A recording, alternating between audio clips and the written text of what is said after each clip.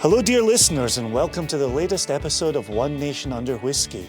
I remain Jason Neil Patrick Harris Johnston Yellen, and I remain at the ACSA in Tucson, Arizona, where I've been having the most wonderful time meeting wonderful producers, hosting a little presentation of my own with Anna from Westland and Nora from Lost Lantern. We had a lovely time. But today, at the Tucson Convention Center, I'm joined by Kelly Woodcock, the president of the ACSA board and the chair of the words I have already forgotten. Welcome and please fill in. Yeah, the Market Access Committee. The Market Access Committee. There's so many wonderful places to begin talking. We also missed the fact that you're Westward. That's right, I work at Westward What's your Whiskey. responsibility at Westward? I am the general manager of Oregon, which loosely describes that I run our direct-to-consumer business, our e-commerce, our tasting rooms. I also do our Oregon wholesale, but my favorite part is our whiskey club.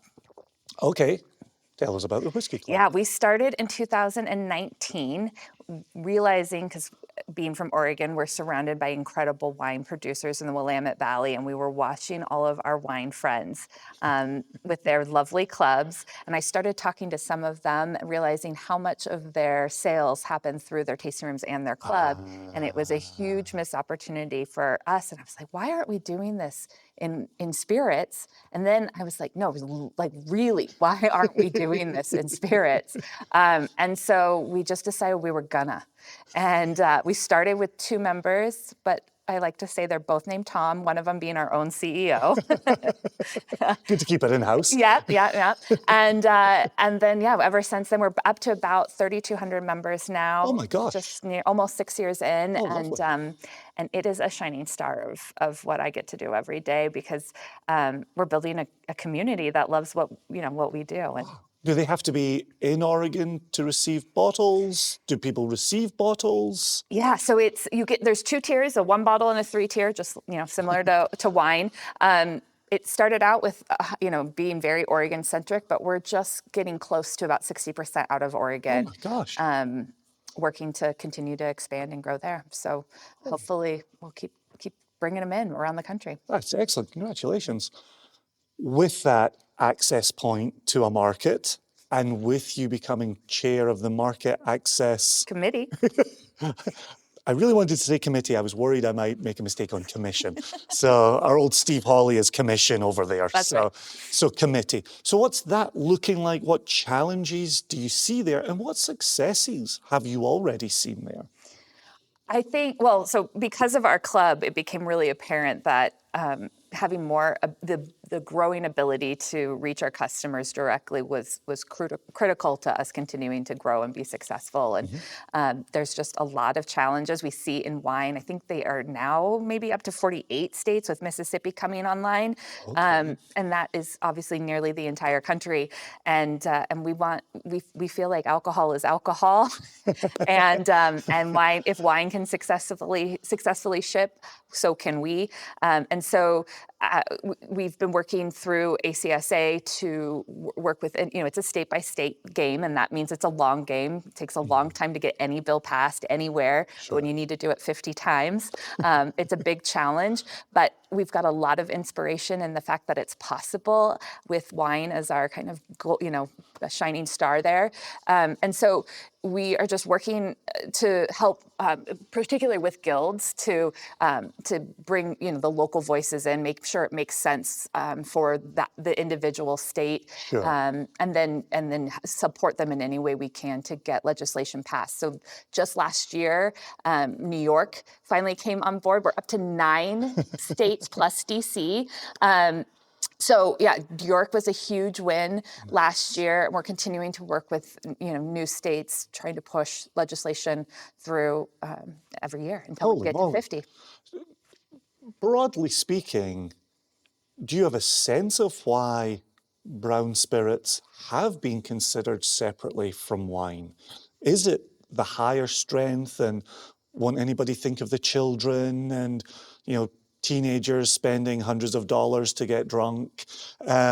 Is that what you're hearing, seeing? Is it tax related? Joshua and I on the podcast always talk about following the money. You end up back at tax. Do you get a sense from being in the room where some of the sticking points are or have been? I don't think tax is one because sometimes I sound insane because I'm saying things like the internet is real, and I'm very late to the conversation if that's what I'm saying. So a lot of platforms are set up to appropriately collect tax. That is in place across all business channels, and easy to do. I think there is a lot of talk, particularly in the press, about the children and them getting access. I'm a mother. I don't want my children, getting whiskey either. But I do believe that is just all smoke. With 48 maybe states getting wine, we've got a lot of years behind us proving that bottles can be responsibly shipped to homes. We are seeing prescription drugs every day coming through the mail. So I think that is, it's a good talking point, but I don't think there's a lot to it. I do think wine has done an incredible job of raising the sophistication around the notion of drinking wine. And I think that has helped make it more palatable for just the general notion of is this a hazard, or is this a sophisticated person buying a sophisticated product? Sure. And I think that helped the perception of that was a reasonable thing to purchase online and have shipped. But so too are spirits, and so there, and you and I both know there's no difference between a molecule of alcohol in one bottle or another. So I think if we do enough education, and we, particularly, with my club, I get constant feedback from people that either want to participate but we can't ship to them, or they can't understand the complicated web and why they can't get it in the Amazon 2-day shipping kind of time window. And so we do a lot of education, and once we inform consumers about how they don't actually have the right to do something that they can do in every other category, it just is common sense. So I think we've got common sense on our side, and we've got people willing to put in the time to work hard to change these laws state by state. So you give me enough time, and I'm just not going to quit. Do you find, I remember we spoke to Scott Harris from Catoctin Creek about within Virginia, the idea of even just shipping within Virginia, shipping alcohol within Virginia. The pandemic allowed Virginia distillers to show we were shipping to doorsteps and children were not drunk in the streets. Yeah. Have you found any of the lessons from the pandemic helping you as you're having some of these conversations with other states? Yeah, I think one of the big silver linings of going through that pandemic was how willing the state they were active without even talking to us, really. They just knew that we needed support. And I think everybody kind of figured out, within our business or within our government agency, what can we do to help keep business and humans moving forward during this time. And so our state, seemingly overnight, I think it was somewhere in early April of that 2020, changed the rules and allowed us to ship within the state of Oregon. And so we've been doing that since. We got the notice from the OLCC on Friday. I spent the weekend with my team putting together a website, and we launched an e-commerce store on Monday.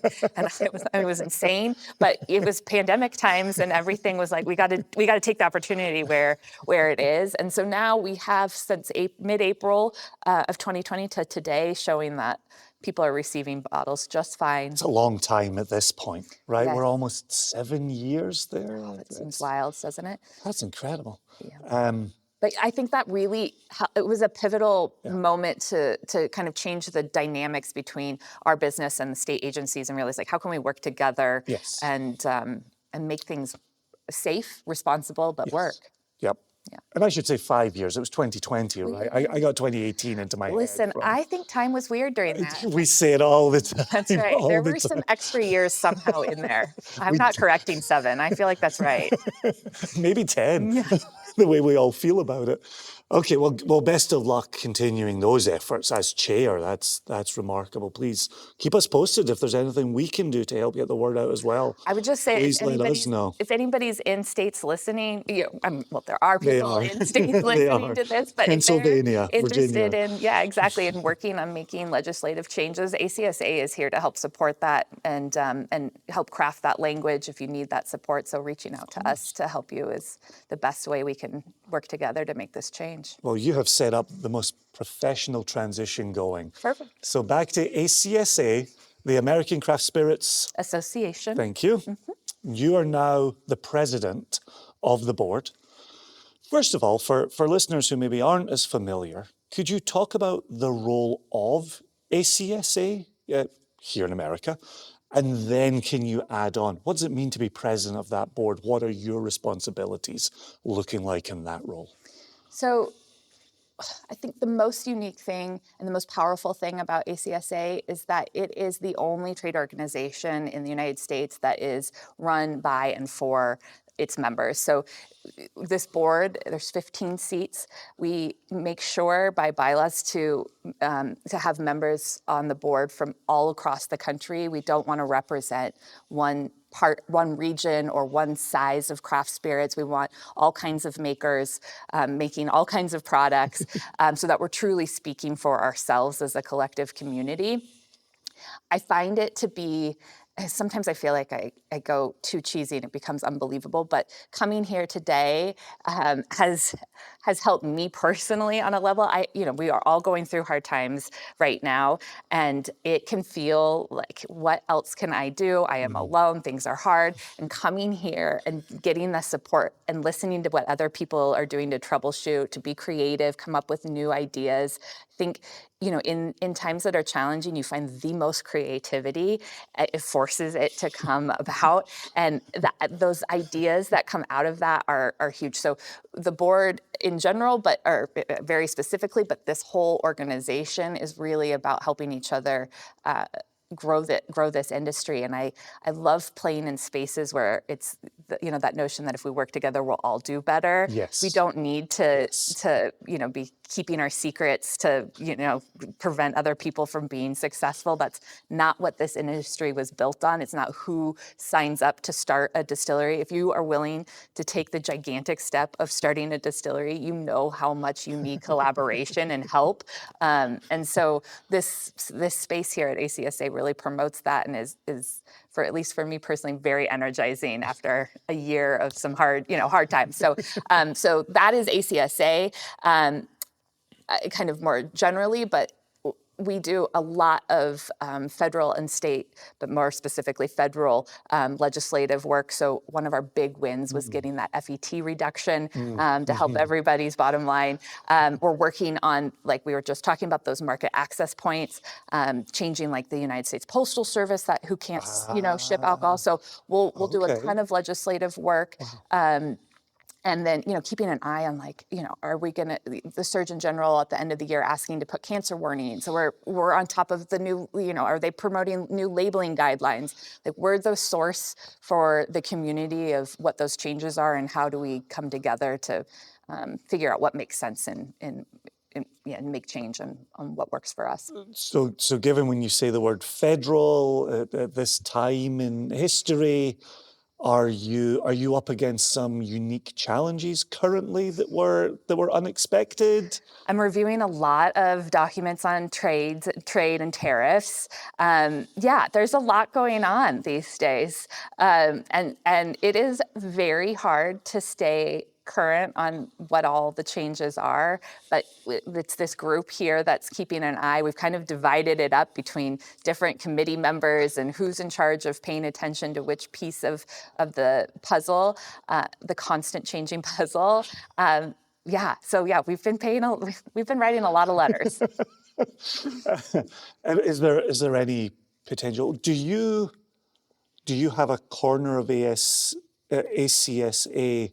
that is grants for producers? Is there a granting component to ACSA with any federal money? Not at this time, but boy, do we want to get into that. So I would say stay tuned. Yeah. I wonder if something was discussed in a Yeah. board meeting. Okay, so then we're talking about a lot of changes, and I might come back to tariffs with you. It's not a thing I enjoy talking about. I am aware that it's something the consumer is paying attention to. Let me ask you a question, actually, just as two people sitting in a room having a conversation. Josh and I were talking last week. It was recorded, don't worry. and we started to say, or I started to say, the first round of tariffs, I felt like Scotch producers were focused on protecting consumers and saying, okay, how do we make sure that the bottle price doesn't go north here? And I think some producers did a very good job of protecting the consumer. And I feel, it's not a word I like to use, but I feel that this go around for Scottish producers, I'm not getting the same sense that they're looking to protect the consumer. Instead, maybe want to demonstrate to the consumer, you vote for certain politicians who are pro-tariff, tariffs get enacted, it does affect your pocket. It does affect the price of bottles on a shelf. Given the way we talk about tariffs, do you have any sense of wanting to protect, wanting to bolster business, looking overseas at how to dodge or communicate clearly a message? What I'm trying to ask you is, do you think tariffs this go around have the potential to be a victimless crime, or is it going to be shown where the body is buried? I think when you look at tariffs isolated, maybe you can make those calls. But the way I see it, we had the pandemic, we had supply shortages, we had the restaurant industry collapse, or not, that's too dramatic, but struggle. Yeah, huge difficulties.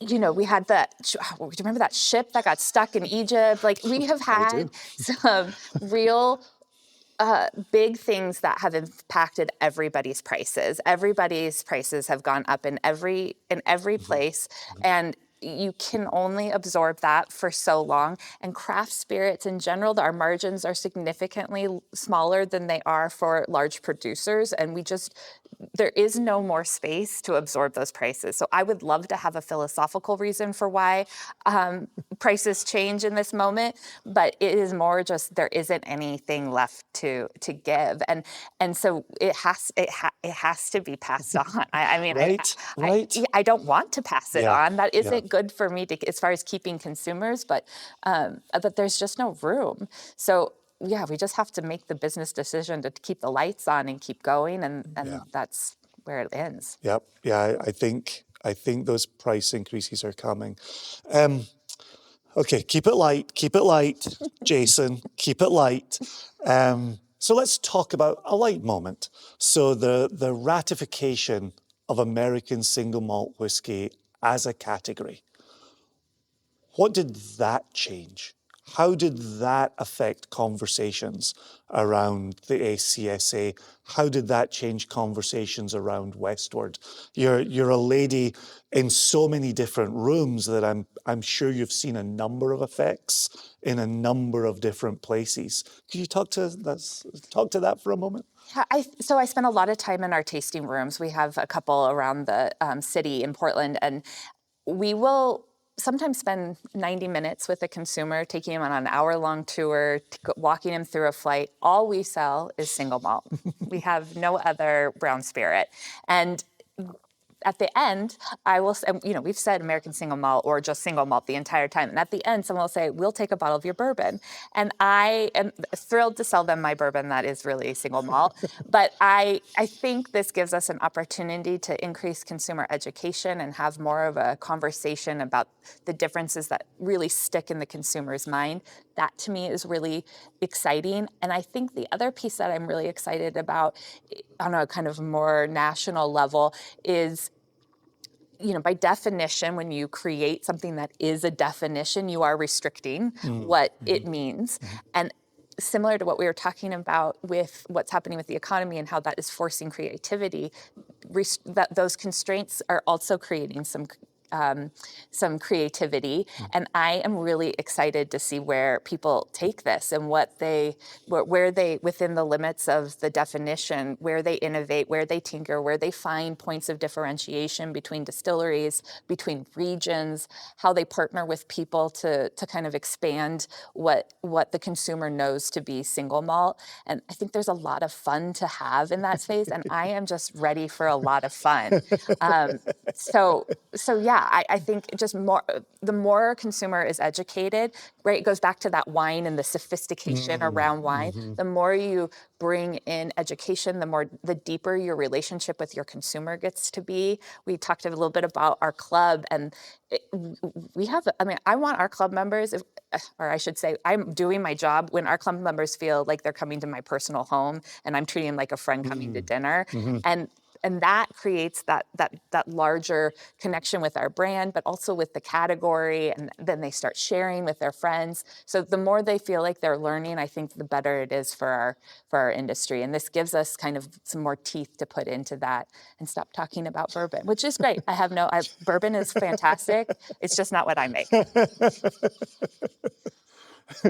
Yeah, I remember talking to a producer in North Carolina, and they had gone through the tour, and the number one response that always came from parties going through the distillery was why their whiskey was running clear from the stills, and whiskey's brown, and why is yours clear?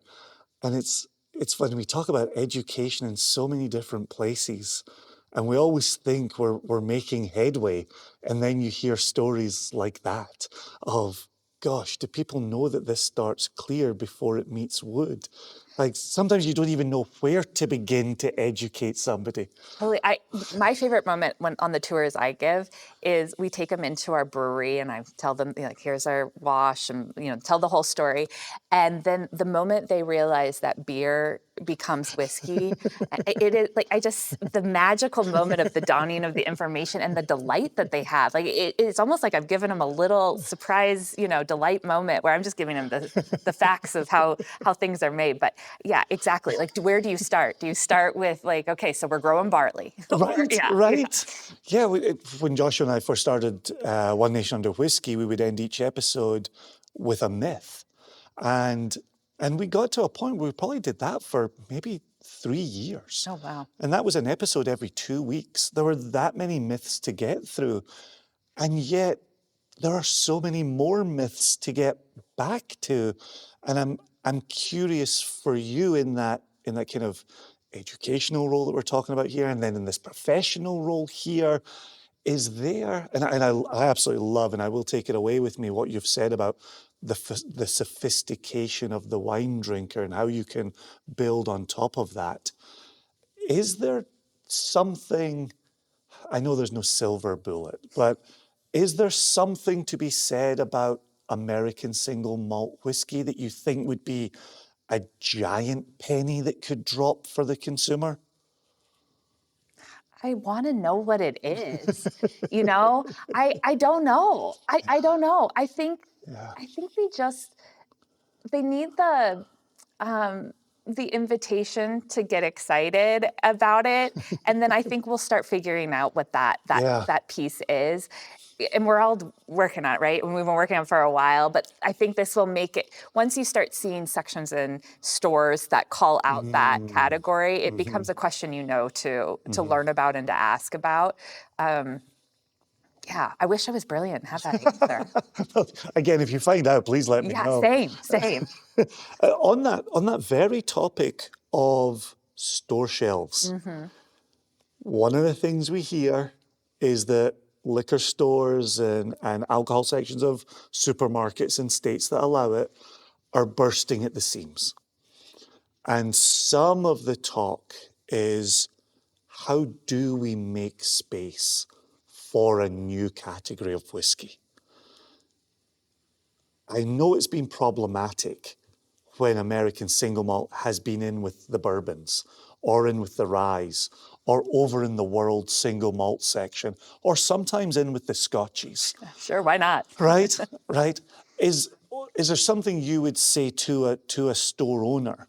Is there a call to arms for that store owner to turn valuable real estate over into a category that we sit here very excited about?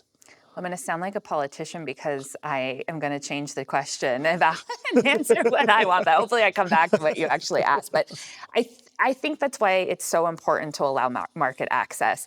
I think it is a fact there is not enough shelf space, and you need to convince a store owner or whomever to take a chance on you and replace something that they have historical data on and know exactly how it's going to perform. And that is a big ask. And so I think it is incredibly important for everybody, all parts of the system, to allow especially craft spirits producers to sell directly to their consumer, whether it's their tasting room, whether it's the farmer's market, whether it is the e-commerce store, the whiskey club, and grow that base and prove to that store that this is a chance worth taking.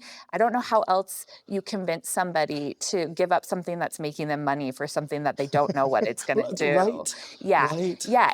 And so we should be able to prove ourselves, show the sales, and then support that change. Yeah. And I think if we have the data, it's not hard to convince somebody with data, that good data. It's really hard to convince somebody when you are just saying, hey, take a chance. Yeah, no, that's very well said. We had a dinner conversation last night about somebody couldn't get an apartment until they had a bank account, but they couldn't get a bank account until they had an address. And they just went around in circles. That life catch-22. Right. Yeah. And I love that idea of we're asking retailers to take chances on shelf space, on dollar bills that are their day-to-day business without having enough data to put in front of them. I love that idea. I think it has also been the huge difference for winemakers, where as a consumer you can fall in love with a wine and support them from the source. You don't have to get a middle manager in the middle of that. That seems like a fantastic way forward. Yeah. And I can see from my club membership what pockets they're growing in, where my energies should go. Absolutely. And, to sit there and say, like, all of a sudden I can start seeing neighborhoods in certain states that are just going off. I'm like, okay, this is where we need to show up. This is where we need to talk to retailers. Let's show them the data. Isn't that so good about the value of data? It's amazing. I know. Again, the internet's a thing and data is good. I'm coming up with these real winner ideas. The good news is that this will be published on the internet and you'll be able to pull from it in future going forward. See proof. Okay, so let me test the water here. We're two people in a room having a conversation. I said this in my presentation earlier today. There's these whispers of headwinds, right? We're talking about the challenging times, and we're talking about, this is going to be tough for our industry. And I've been trying to respond in 2025 by saying, I think sometimes we give the consumer too much of the wrong information and not enough of the right information. And I'm kind of looking around the world at large, and I'm seeing soccer teams, right, football teams as well, where fans are now talking about their team's budgets and their team's salary ramifications for a future tax. And I'm looking at them thinking, you're the fans. Like, you're meant to be unreasonable. You're meant to be just out there championing. You should be demanding the best players on your team at all time. Money be damned. Like, let the billionaire owner or the group of ownership worry about that. And I'm starting to think that's what I'm seeing in our industry, where I don't want us to be talking about the headwinds that makes the consumer nervous.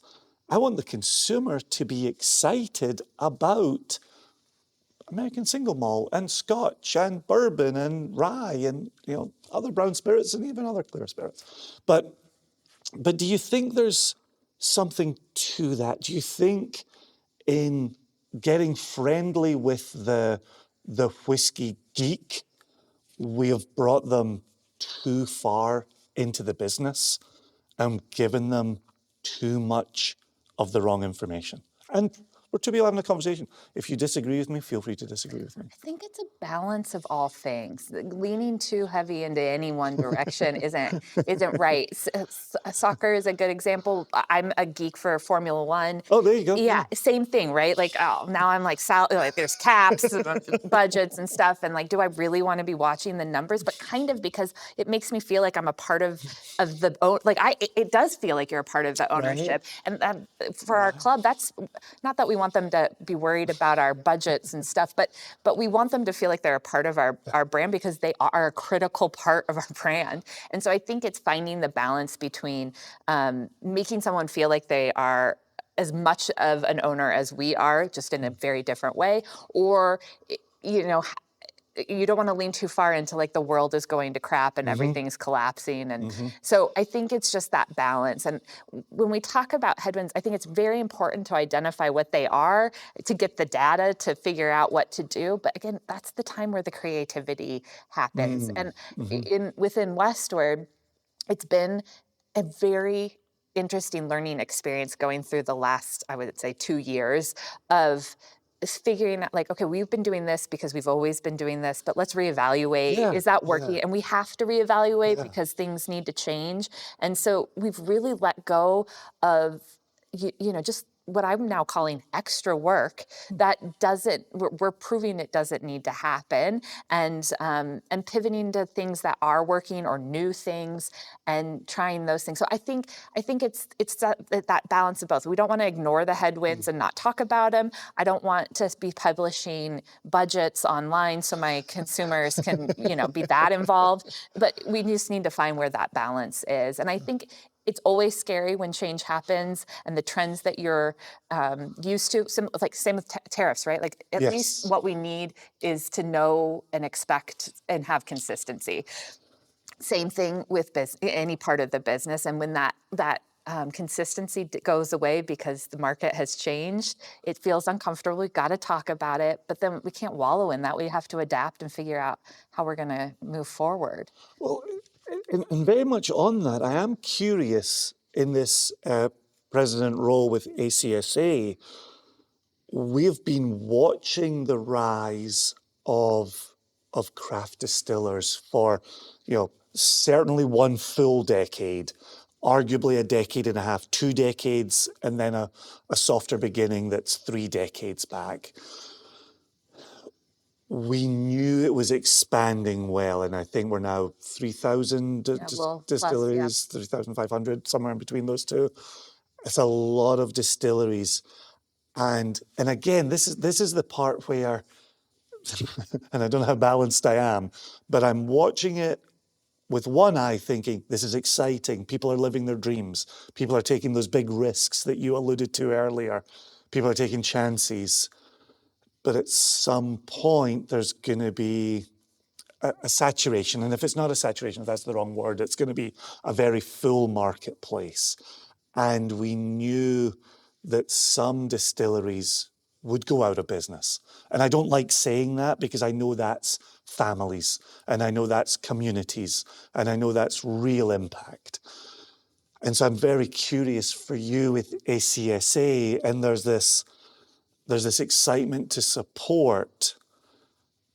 What do you, and I'm not sure you have the answer, I'm not asking you another open-ended question, where do you think the sustainable point is for distilleries in America, or distillers to market in America? You're probably going to say something much more intelligent than this question. And so interpret what I'm asking you however you wish, and say some intelligent words. Okay. I'm up for the challenge. That's why you're the president. That's right. And I'm not. I don't know. We can vote you in. Just get a DSP. So I think, what do I think? I think that the path for craft spirits over the last several years has been grow to a certain size, figure out how to sell to a big guy. And that model doesn't work great right now. And so we have to find ways for distilleries to be successful outside of that path. It goes back to that market access challenge, I think, every time, because sure, we cannot have 3,000 really, like I would say, medium-sized distillery, or I don't know. It doesn't seem like we could have that. I could be wrong, but we can have 3,000 distilleries or more where they are servicing their local markets if that can become a viable business model. And with the way that our laws are structured, that is incredibly challenging to do in most states. There are some states that are figuring it out, I think, better than others. But there's no reason that the cute beach town that's 2 hours from my house can't have a distillery that services the tourism and local market there if the money, the margins are there to support that business. And so I think it's really structuring the laws to allow for businesses to be successful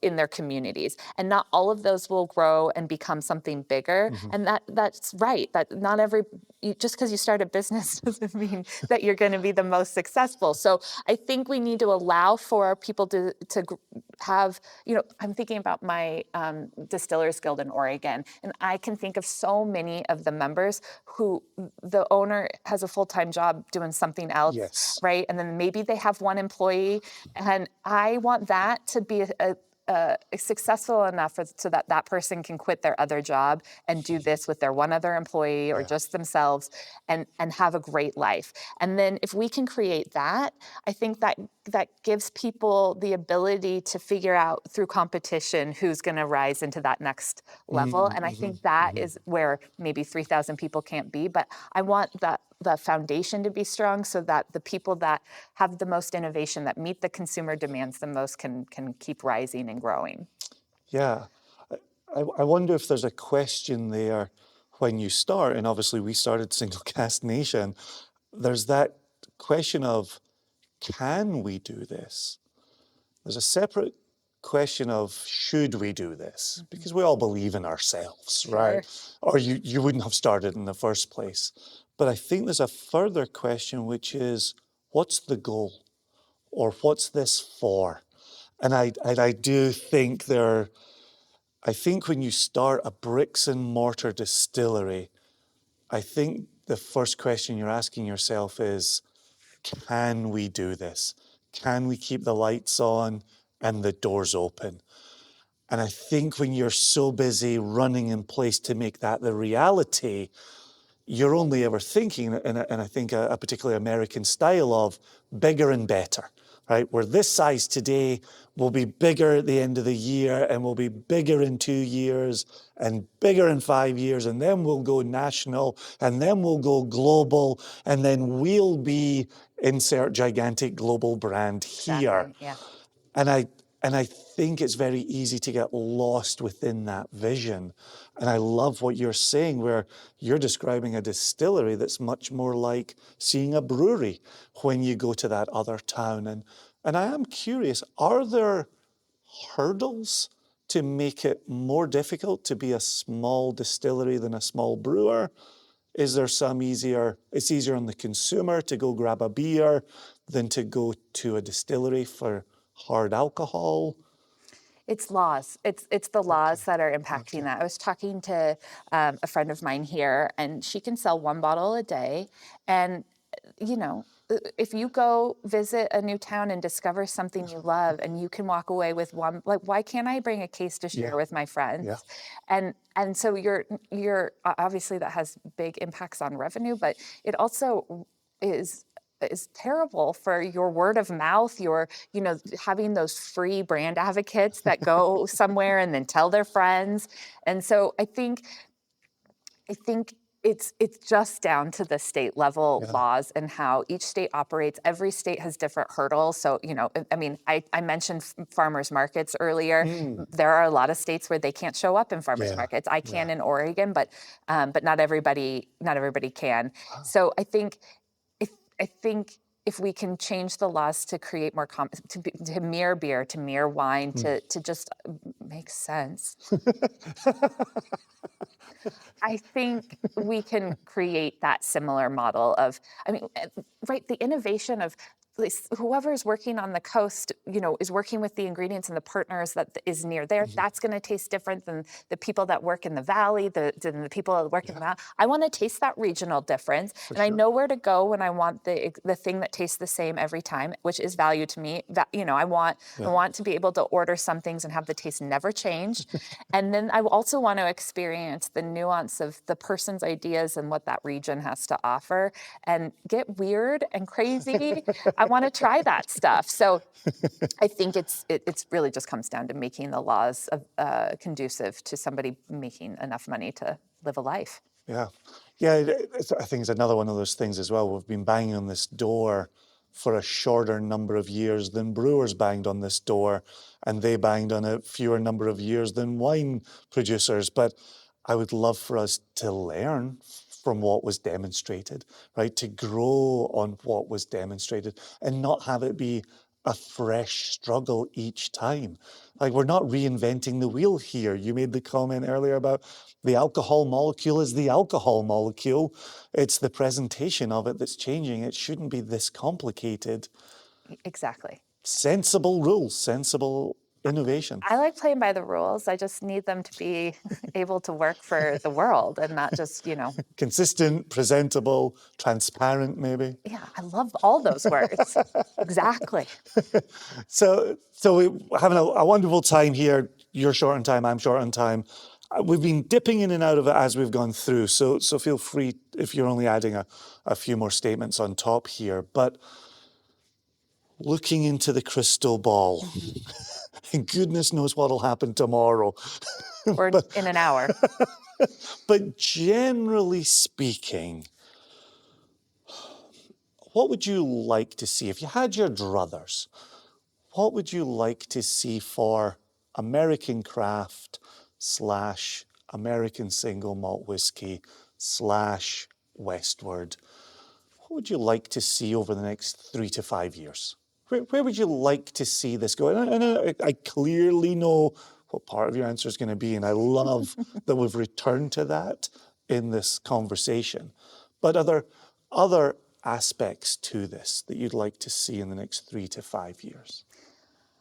Well, first, I want to see what creativity comes out of this struggle. I want to see what new experiences, new products, new ways to do business result out of this process. That's not really, putting a wish in the hat. It's more like I'm standing back and watching that crystal ball and seeing what unfolds. But I find that really exciting, and I think, like, I can feel ideas almost coming into words. It's like they're forming, they're not yet fully baked. Interesting, yeah. But I can see people like stating half of a thought, and then another half thought that maybe doesn't match up, or maybe it only matches a quarter of the way. And so I think we're on the verge of a lot of creativity in this space that I'm excited to see where it goes. I mean, I think back to when I first went to a winery in Oregon, and it was free to taste. They were literally giving away their flights, and then they hoped maybe you buy a bottle, but you could leave, and like it wasn't that rude. And now, like, the notion that I would like pay for a flight and not buy wine is kind of weird. And so, that's a silly example, but there's evolution in business, and in our industry, we're at a big point where I know that's going to kind of rapid fire speed up. And so I'm excited to see where that goes. And the thing that's beautiful about craft producers is that they have creativity in spades. So I think we're in for some really interesting things coming up that I don't know what they are. My crystal ball's very foggy, but I'm excited to see them. I think we have felt the need for change in the way that craft spirits can show up and meet their customer, whether we're talking about DTC or just like a myriad of different ways. And I think we had struggled to make the model that existed work for so long, but we are in a place where we can't keep trying that. And so same thing, creativity is going to come in how we form change there. And I can feel the moment. It is so slow. It's so slow, but I can feel it happening. Glacial. Yes, but that still moves. And so, when I think when I started on the market access committee, we had 7 states. Now we have 9 plus, well, we had 7 plus DC, and now we have 9 plus DC. So there is change happening to make that possible for people. And now people aren't scared, they're mad and ready to fight. And that is a lot, there's a lot of energy there. And when you can focus that and work together, like that's where real positive change happens. So I am excited. Now, I'm like everyone else, and I struggle with the day-to-day headwinds myself. But when I come together, when I'm talking to people, when I'm on these committee meetings and we're figuring out how to strategize and make change, there is so much energy there. So while it's a bummer to hear headwinds over and over again, it is where that change comes from. When you get enough people uncomfortable enough, people are going to start affecting change. Well, and I have to think that the increasing markets is a bit like a snowball rolling down a hill, where getting from no markets receiving it to one market is huge and painful and timely, and from 1 to 2 is a degree easier. I would hope by the time you get to 9 plus DC, you're able to, again, there's that data we've been talking about today. You're able to show data points of saying, well, they did it, and nobody died, right? Exactly. You know, one of my favorite pieces of data is when the pandemic first started happening, we got to ship in Oregon. I still do. I put a card in here that says, please buy your next bottle at your local liquor store. Oh, wow. I want people, Oh, wow. I want people to go into their liquor stores. Interesting. I'm not trying to take that part of the Yeah. business away. Yeah. And I could see, because I can see the data from my state, that where we sold the most bottles in e-commerce in Oregon is where our sales went up in retail. So we are partners, wow. and I think we are often can look at each other like maybe that isn't true. Yeah. But I have now a data point, and we don't have a ton of data points because we're limited by where we can do it, but we are building that data. And right, the more I can present to you what the reality of the situation is, the easier it is to have those conversations and to make change. So That's I'm really excited cool. to keep gathering that data. Oh, I love that. Oh, there's a story here to continue following. Well, wind in your sails. If we're going to keep talking about headwinds, let's talk about wind in your I like sails. the refrain. Let's make that a reality. This is a very, very busy time for you. Thank you so much for carving out time for us. Thank you. It was wonderful to sit and talk to you and listen to wonderfully intelligent answers come, and the enthusiasm, which I think we all will be harnessing and passing around and passing on to the consumer as well. I appreciate that so much. And it's been a delight chatting with you. Cheers, Kelly. Cheers.